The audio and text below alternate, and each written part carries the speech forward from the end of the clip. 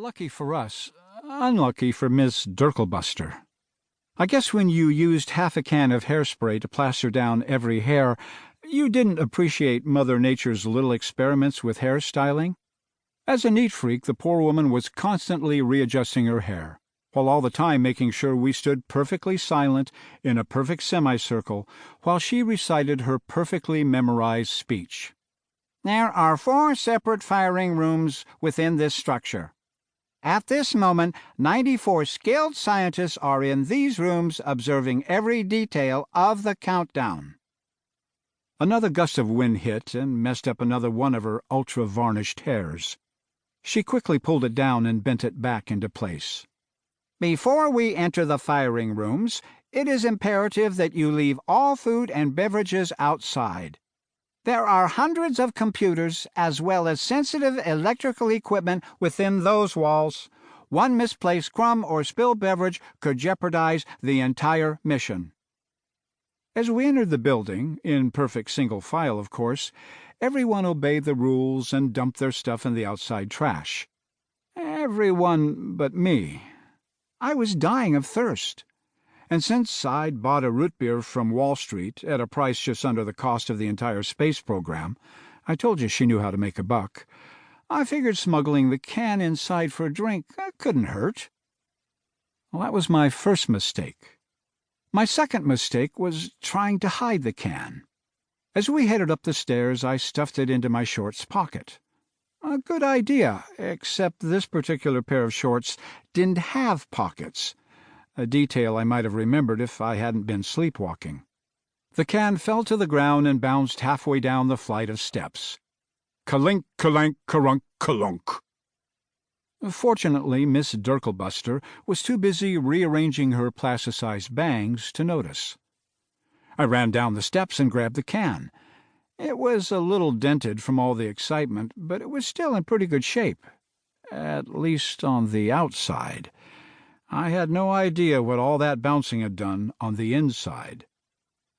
Miss Dirklebuster opened the door, and we stepped into a room just slightly bigger than Cleveland.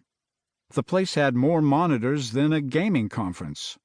Everyone was wearing headsets and looking very official, but not as official as Miss Dirklebuster, who seemed to swell with every word. "Welcome one and all to NASA's Launch Control." At the front of the room was a huge glass window.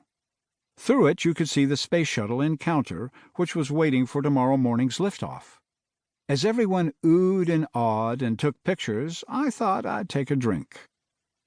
While Miss Dirklebuster continued rambling on about tomorrow's mission and the tons of electronic junk that would do the tons of electronic stuff, I carefully reached for the can's aluminum tab. I lifted it as gently as a bomb expert defusing a bomb. Unfortunately, this bomb went off. All that stair-bouncing had definitely taken its toll. When I popped the top, foam shot through the opening, and we're not talking a little fizz here. We're talking a major, "Look out! It's Old Faithful root beer geyser!" People screamed and leaped aside. So did I. Unfortunately, I leaped aside right into a fire alarm box on the wall.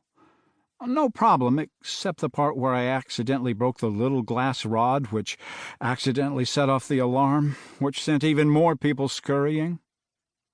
But not Miss Dirklebuster. Having been trained for every emergency, she grabbed a fire extinguisher and shouted, "Snap aside! I'm a professional! I will handle this!" "There's nothing to handle," I yelled over the alarm.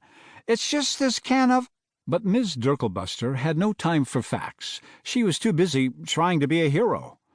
A fire alarm was sounding, and her training clearly stated that fire alarms called for fire extinguishers. She pointed the nozzle at me and, "You don't understand," I shouted. "It's just my root." Whoosh! I was covered in 3 feet of foam. That was the good news.